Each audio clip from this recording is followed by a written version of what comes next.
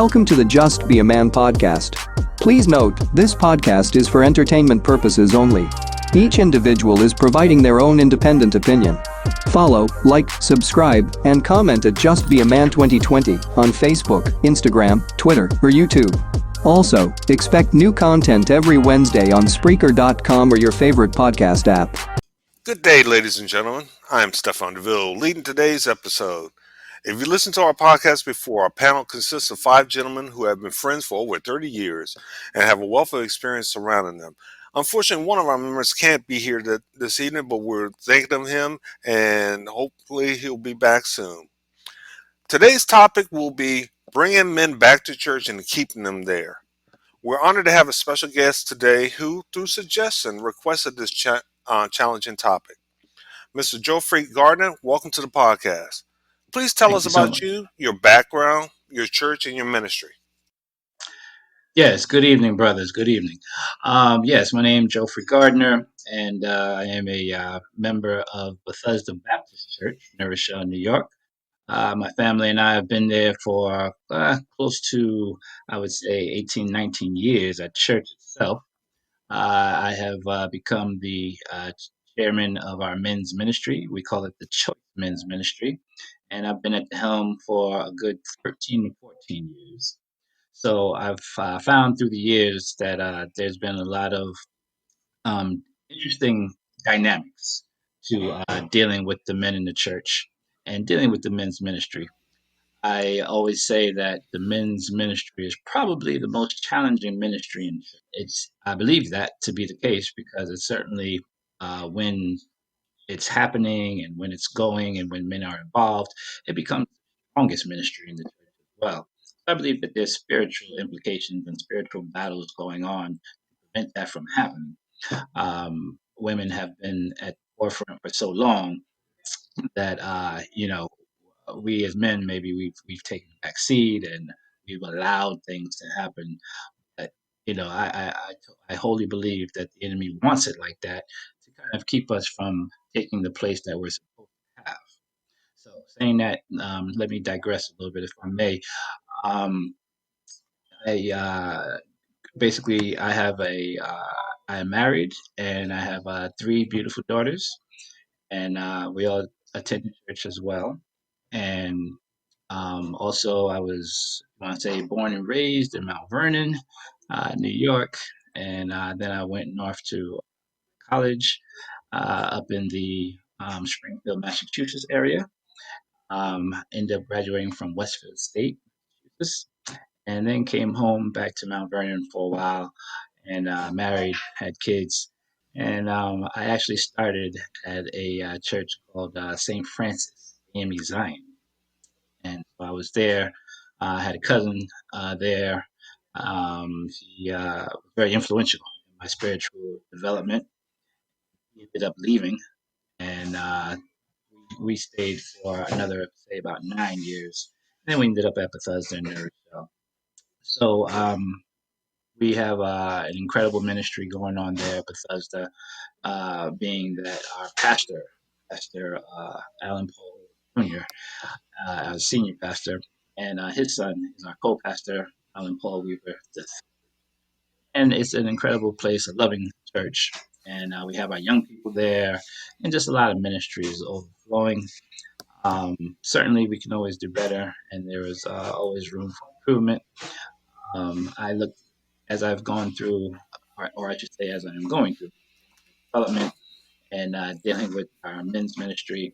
I always look for ways in which we can kind of encourage our men to want to be part, just to come to church, first of all, and then those who do come to want to be part of the ministry and finding their place. Another thing. It's very easy to see a new person and then want to actually have him or her want to do a million and one things in the church. We're trying to fill up situations, but the real situation is you really need to know what you've been gifted and what God has blessed you to do, and then you can find your niche in the church in doing that. You'll be spiritually empowered, spiritually endowed to do that. I've seen so many people on responsibilities and positions that they really just did not have the gifting for, nor did they really have an interest. But somebody asked them, they did it. Lasted for a season, very short season actually, and then they ended up putting it down and just letting it go. So yeah, so we try to try and educate. Bethesda is definitely an educating Bible teaching church, and our pastor is very gifted, our senior pastor as well as co-pastor. They're both gifted men in teaching the word and just basically making and maturing covenant disciples, as we call them.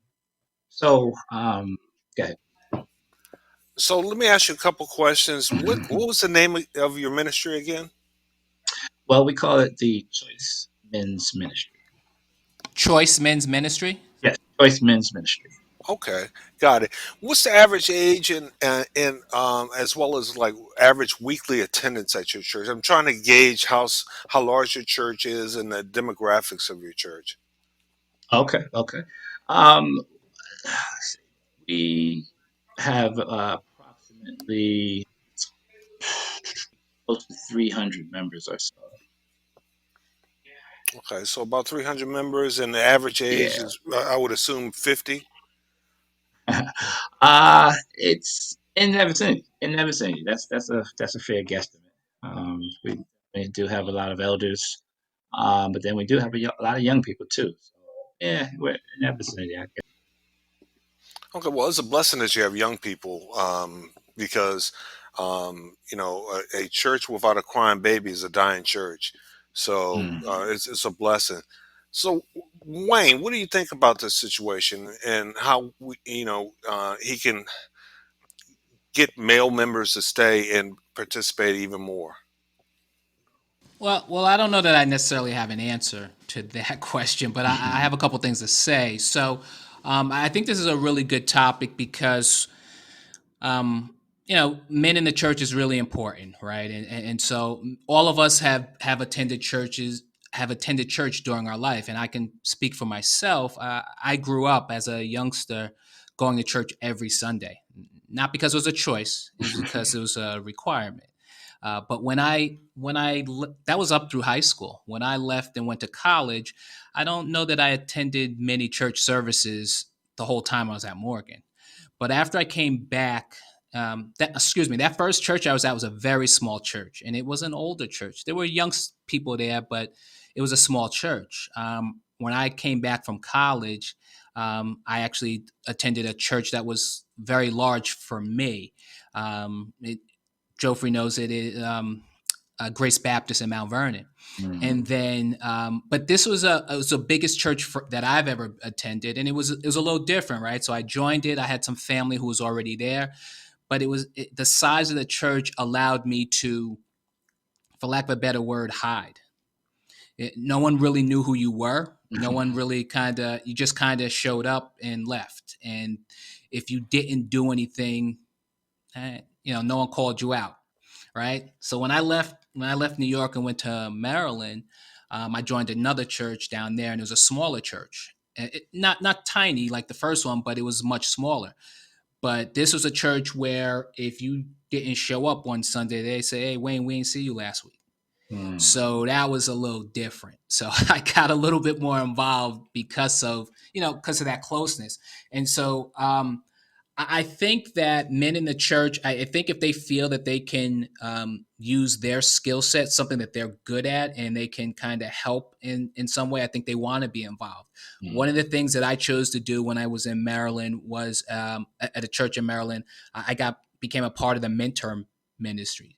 And that was something that was interesting, working with the younger folks, trying to understand what was going on. And it was generally boys who didn't have a male role model in their that didn't have a male role model in their life. Mhm. So next thing so fast forward, once I left Maryland and I went further south, I went to a church. I was in Atlanta, and while I was in Atlanta, I really didn't attend church at all. I really didn't. Maybe 2 years into my stay there, in a conversation with Charles, I don't even remember what we were talking about, but he mentioned that um, he was talking about his church and how how he enjoyed his church, and he said, hey, maybe you should listen to it on a Sunday if you have some time. And I kind of got connected at that point, and I've been listening to that pastor for the last 3 or 4 years, definitely the last 3 years. And so that's kind of been my church. I haven't attended regularly a church since for a long time. And now I'm actually in Virginia, and Mike turned me on to a couple more pastors that are in this area where I am. And because of the current situation with the corona and all these other things, everyone's attending online. And so I've listened to a couple more sermons online. So my connection is, I'm very connected, and I get something out of the word that these pastors are saying.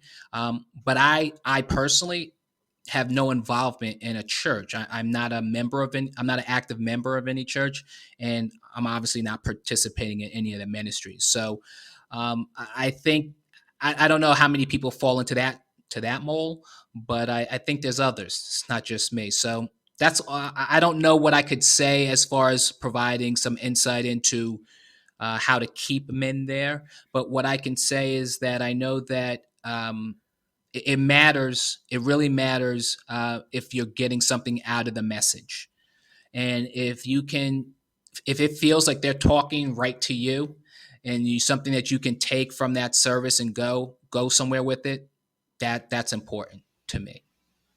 Okay, Wayne, appreciate that. Mike, what do you think?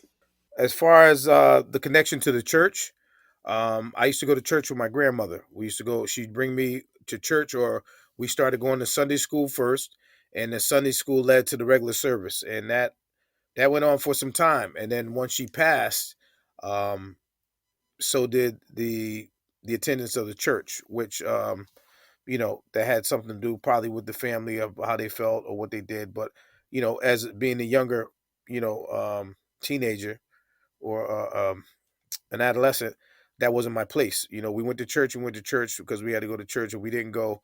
I didn't force it. But as far as my connection, I've always had a connection to the church, and what I found out is that the church has to stay relevant.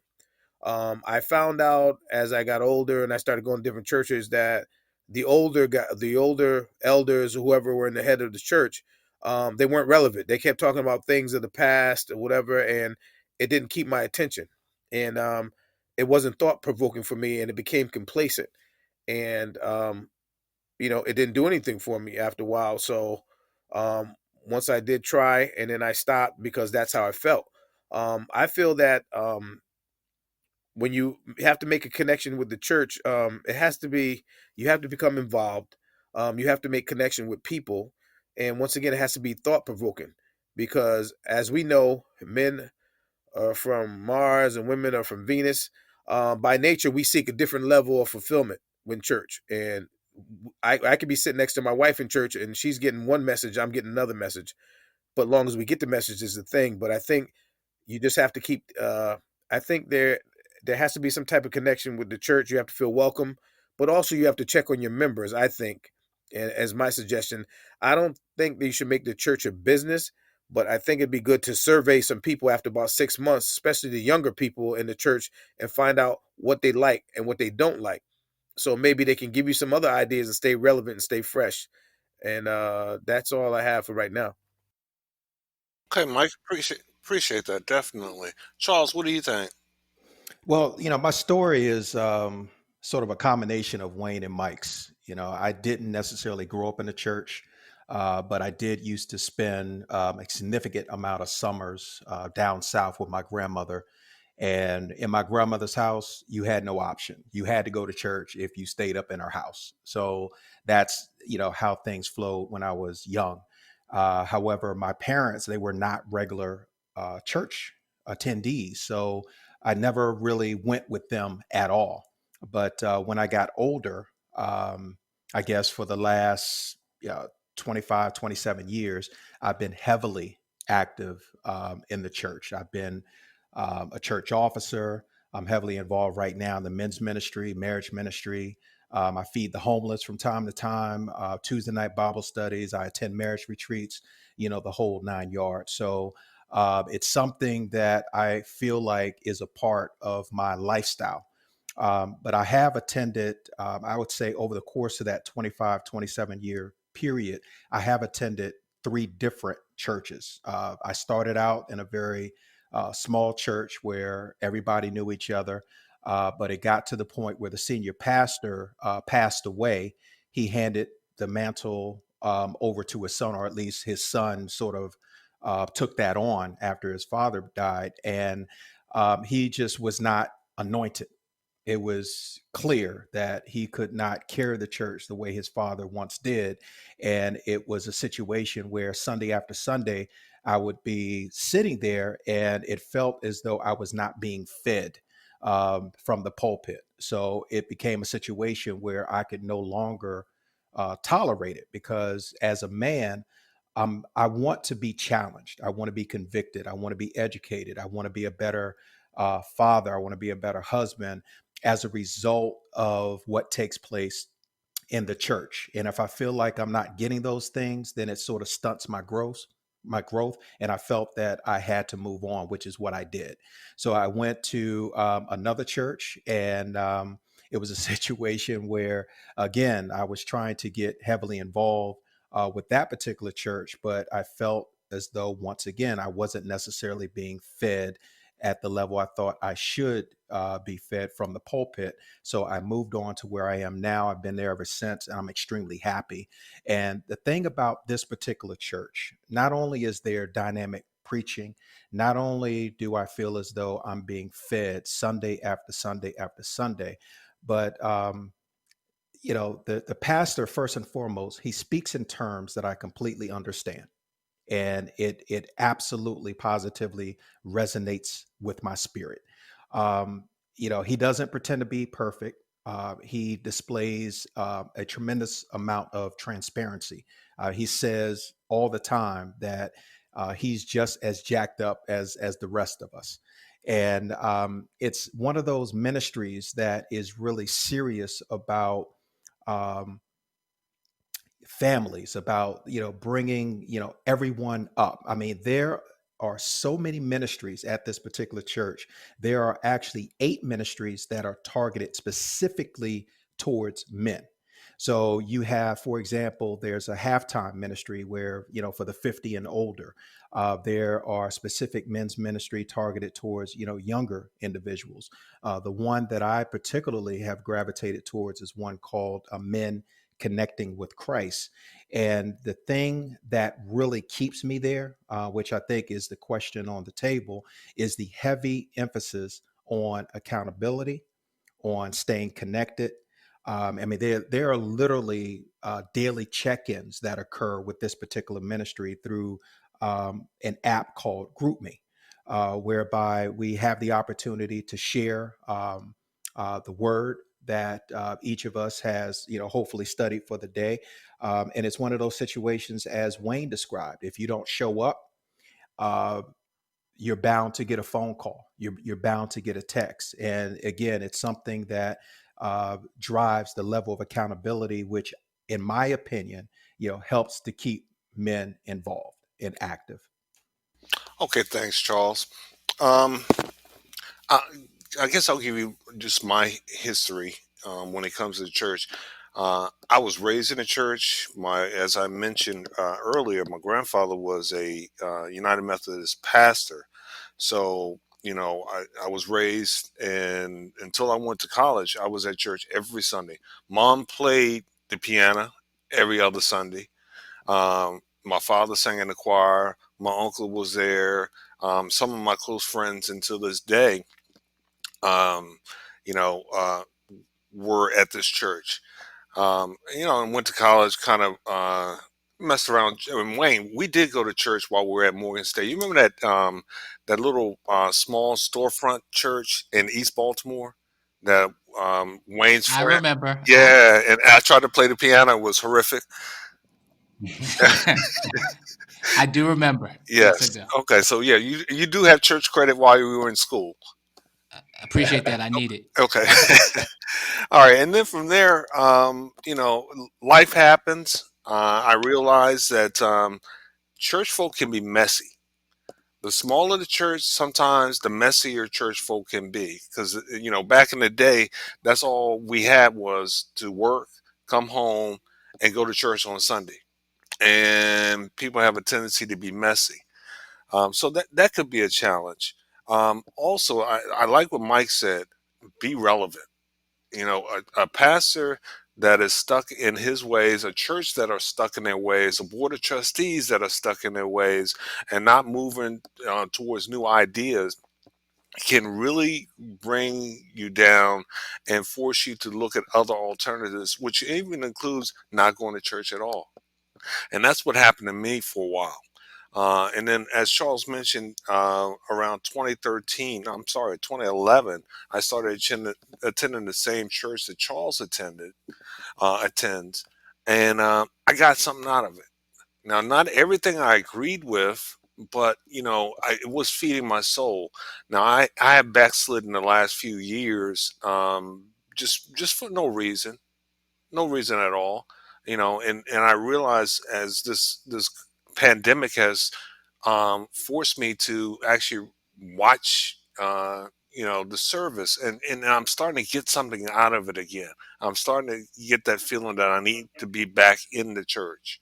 So we'll see after this pandemic, if the spirit moves me there. I know Charles has mentioned to me every once in a while, and the great thing about Charles is he doesn't put pressure on you.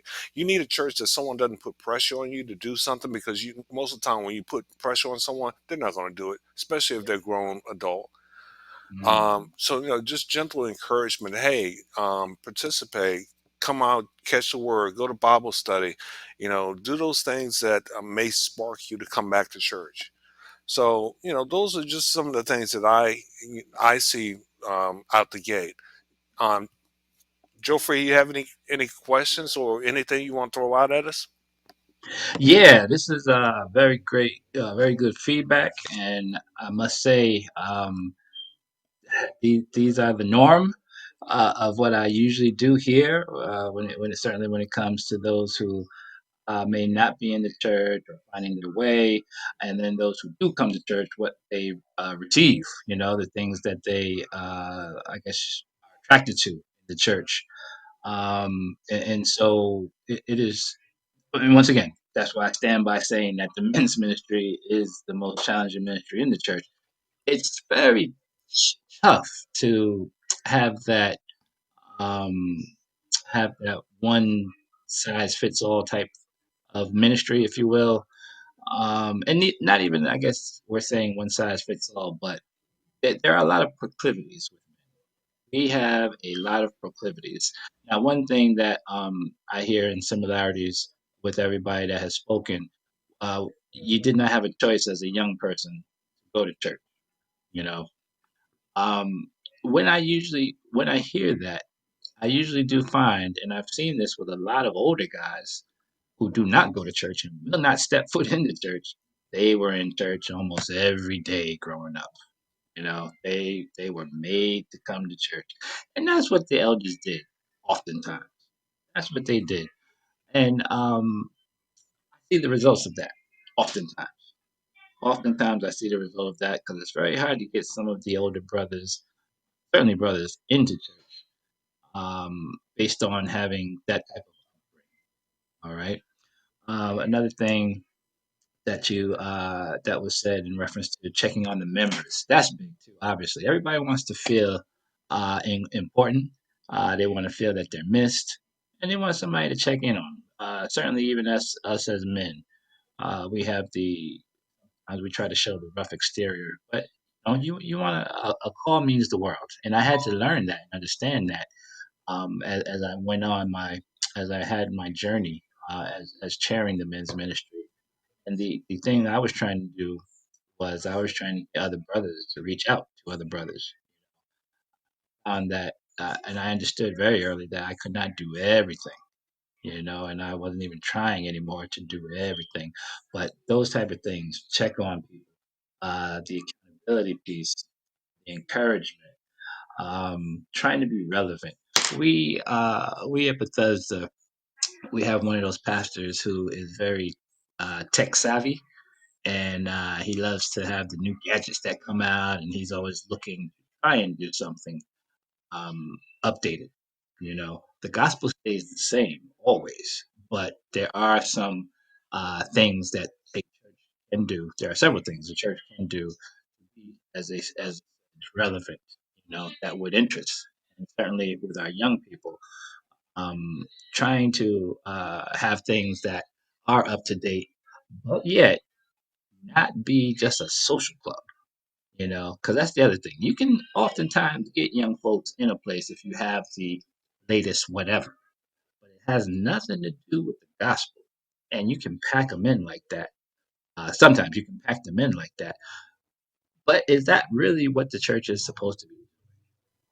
So that is a question that could be posed and asked. Um, it's very interesting, and I appreciate all you brothers, your journeys and where you're at and what's going on. If I can throw a quick question out there to you all, and how frequently do you guys read your Bible? How frequently do you read your Bible? And has anyone read the Bible straight through? Wayne? Appreciate going first on that one. First of all, I want to tell you we appreciate that triple word score proclivity. I might be able to say it. I don't know if I'm sure what it means, but anyway, um, yeah, I'm stalling for time. But anyway, the honesty, I do not. I have not read. I definitely have not read the Bible cover to cover. I have. I've picked the Bible up from time to time, and I may read a verse or two based upon. Excuse me. I may read a verse or two based upon something I heard on at church, right? So just if there was something, if the message was kind of um, I got something out of that message, I might want to look into it a little bit more. But the reality is, for me, I'm just speaking for myself. I don't pick up the Bible and just start reading. I haven't done that. I don't know that I've ever done that, and that's my answer. Hey, Mike, what do you think? As far as I'm concerned, I at one point I think we did have Bibles. They gave out Bibles. I had them, and honestly, it was lost in transition. And like I said, due to the I guess the way the things were at my home with my mom, she wasn't really a church going person. That wasn't a big issue. You mention it and then you move on. When it comes to mother, I can't find it. That's the end of it. I left it alone. But what I tend to do is what helps me is when I listen to the three or the two church formats on Sunday, when they mention a verse in the Bible or Proverbs or something like that, I write it down. Like Wayne said, I'll write it down and I'll look up the information because what they said to me was relevant or it was a thought provoking statement. And as far as that's concerned, that's how I usually um, make myself involved by going as far as that's concerned. And that's how I do it for myself as of right now until I find a church home. Okay, Mike. And Charles, what do you think? In terms of the Bible itself, I've read many of the books in the Bible in their entirety more than once. But as far as reading the Bible from cover to cover, that is something that I have yet to do. With regards to the number of times that I read the Bible, I actually make it a point to get some word into my body, into my spirit, into my mind every single day, or at least, most days, I should say. Now, it doesn't necessarily come from the Bible, but it's all biblically based, if you know what I mean. So it could be Our Daily Bread, for example. It could be some of the, many books that I have with regards to God, Jesus, spirituality, things of that nature. Sometimes I will, listen to sermons as I do my daily exercise and things of that nature. But in some way, shape, or form, yes, I am getting some biblically based teaching into my spirit. Hmm. Okay, I appreciate that, Charles. And this is Stefan speaking. Um, Yes. no, I have not read the Bible from cover to cover, even though I knew people that had read the Bible cover to cover. Matter of fact, I think of Mr. Richard Fleet right now.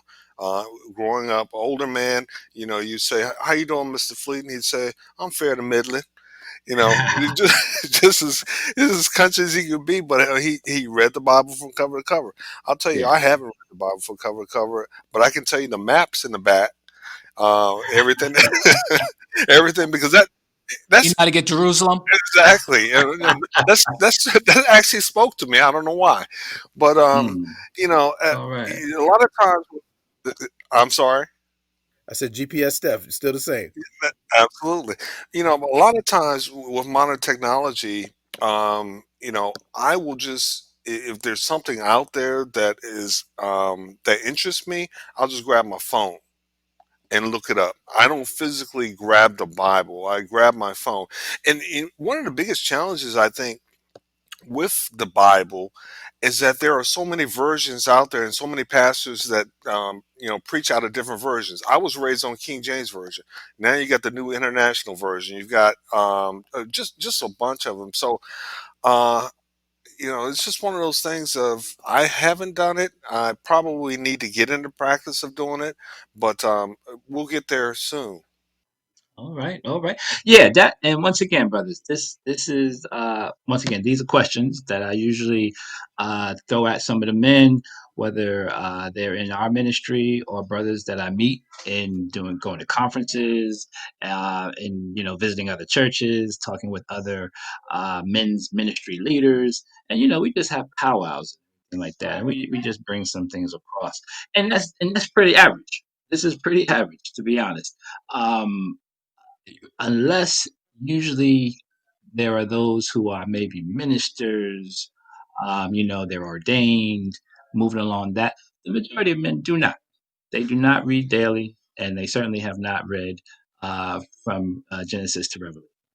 And that's basically just the truth of it all. So, how do we encourage them to do that? Do you believe is written in the Bible is the truth?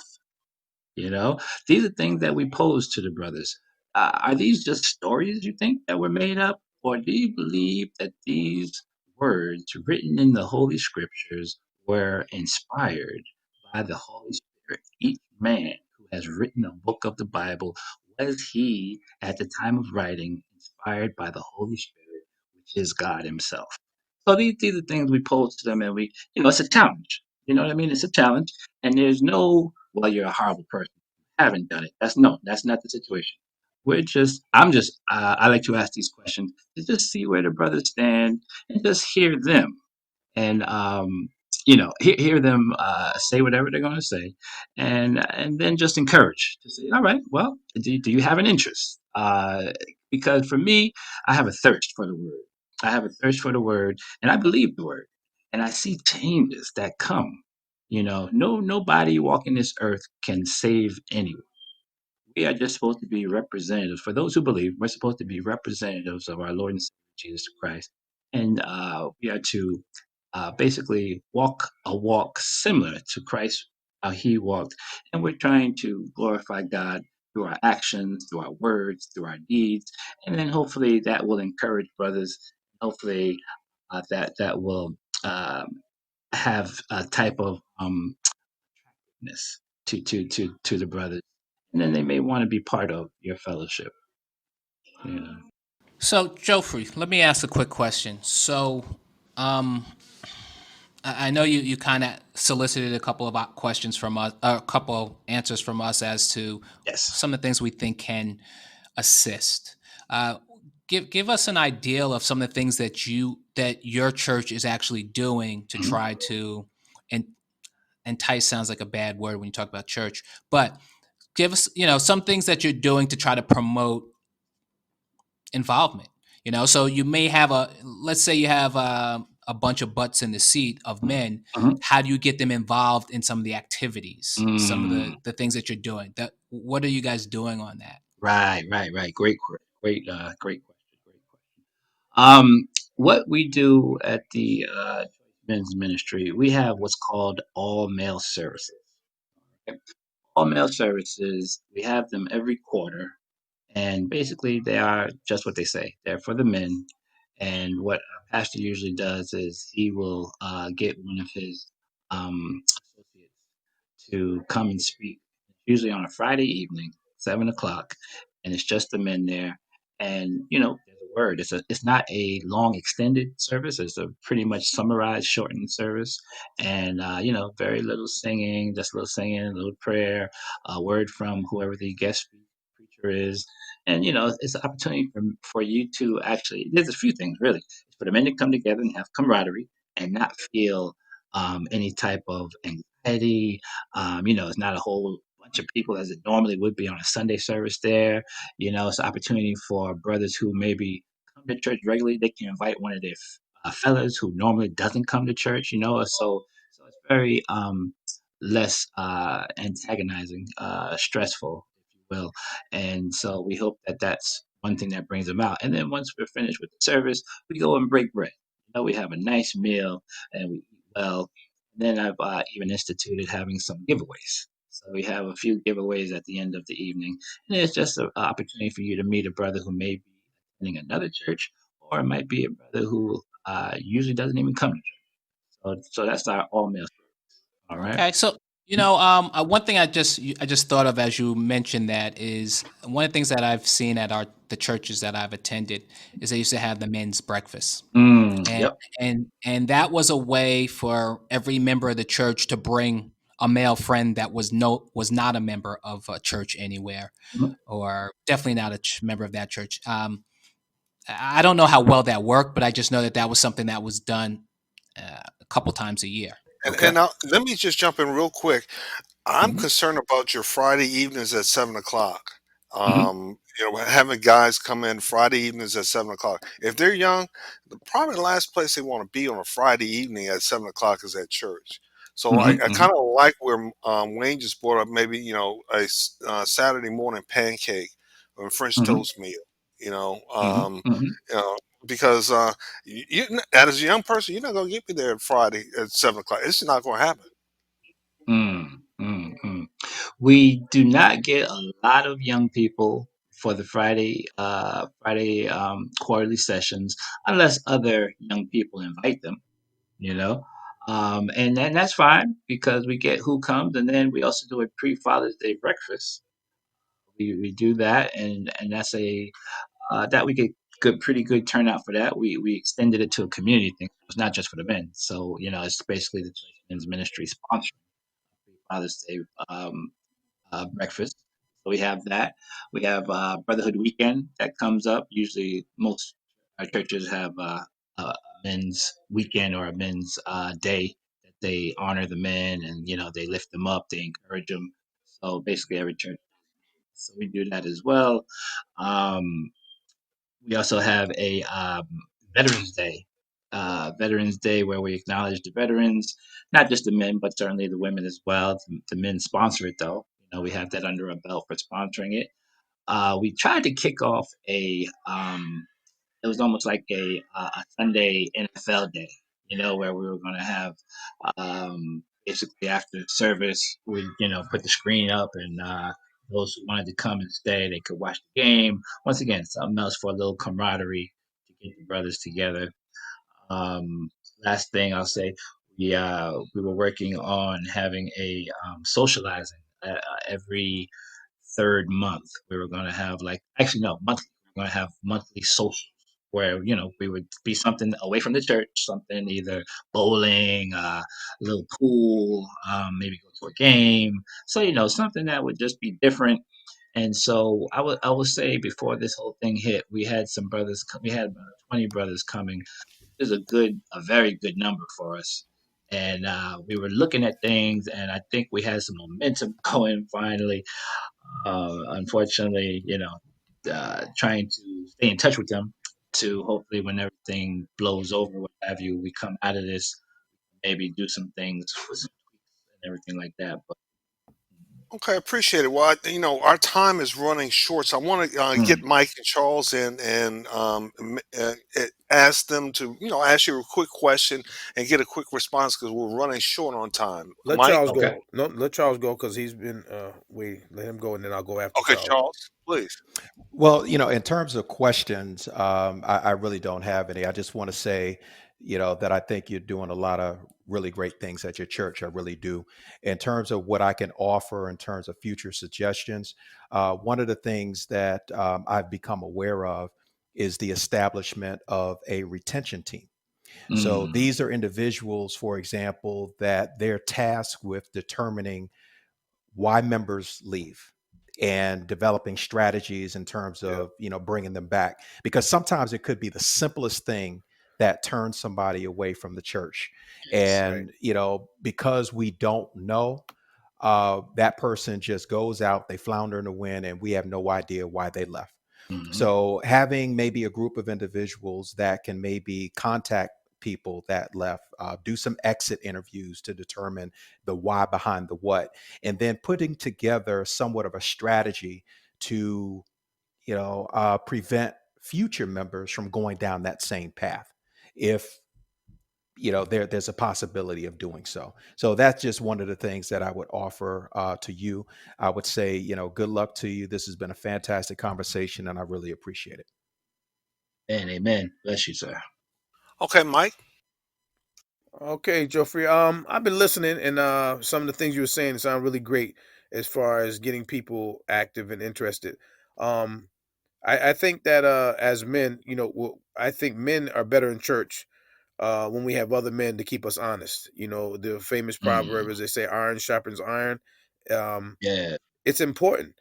It's important, but it's important that you ask people like, "Hey, man, listen, what do you guys want to hear about?" Like, put it in their lap, put it back in their lap. Say, "Hey, listen, I know what we talk about, but what would you guys like to see us talk about more, or whatever?" And not just on your side, but also on the lady side too. Because my thing is, if there's some commonality, in the church, I think that's gonna be able to keep the retention in the church. If people are able to find out what people really want to hear. I understand there's a set guideline probably of what people come up with, as far as what they want to talk about in church. But I also think it's important that you ask the members during those times when you do have the the all male meeting, when they meet at a certain time, just find out. Just throw that out there to people, just in a general question, just in a comfortable sit down. Hey, what was something what would be a good sermon to have or whatever, just to see. And I think it's important. And I think when you put stuff back in people's lap, they tend to give you a little more than what is expected. But I would like to say that, you're doing a great job. Keep up the good work. And I hope that things start to turn around for you. God bless, bro. Mm.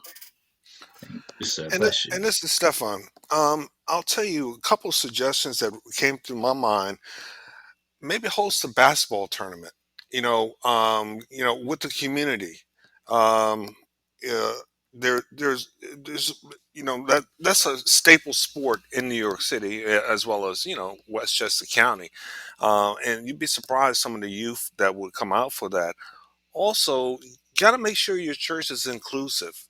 What I mean by that is you can't exclude people that may not look like you, act like you, have the same gender as you, or you know, um, they may be of the LGBTQ community. Because I know black churches have a tendency to look down on people of that nature. No, we're all God's children, and if that's a problem, you know. Um, that's something that may have to be addressed because you'd be surprised the amount of people that you might get that may be gay or whatever. Be inclusive. God was inclusive. Jesus is inclusive. So be inclusive. Also, you just be open minded. You'd be surprised what the members will tell you if you have an open mind. If everyone is lockstep and old fashioned and won't adjust, you're going to lose members, and people will disappear. So, um, those are just my suggestions. And with that, Jeff, we'd love for you to, give us a closing comment. I want to say thank you all, certainly, Cousin Wayne, for inviting me, and for you brothers having me. I appreciate you all, and I want to encourage you brothers to keep on going, because this is really special what you guys have. I believe, your very first recording, your podcast, and introducing, and very few brothers have that 30-plus year relationship that they've held on to. It reminds me of the brothers who kind of took me under their wing when I went up there to Springfield, Mass, to college. There's about five of them, and they had been brothers since elementary school. And there's five of them, and so that's they've right now it's like a 50-plus year relationship that they have with each other, and they let me in on it. You know what I mean? So that's very special. So what you guys have is real special, and you guys are doing this together. So continue on. You've got great topics, and it's needed. And we as men, plus I know you've got other listening ears in the audience, but certainly as men, we need this. And so I want to ask you brothers to continue on with it, keep on. And once again, I thank you so much for having me. God bless you all. Thank you. God, God All right, bless. ladies and gentlemen, this concludes our time today. If you'd like to follow us, our journey, or our podcast, you can find us on Facebook, Twitter, and Instagram under Just Be a Man 2020. Leave us a comment, suggestion, or request a future topic. We sign off with peace, understanding, and blessings for an outstanding rest of the day. Goodbye. Deuces. Thanks for joining us this week on the Just Be a Man podcast. Be sure to check us out on social media at Facebook, Instagram, Twitter, or YouTube, where you can follow, like, subscribe, and comment at Just Be a Man 2020. We will love to receive your feedback. Also, if there is a topic you would like us to discuss, please leave your suggestion in the comments. Remember to tune in next Wednesday for more meaningful discussion. Until then, we wish you peace and blessings.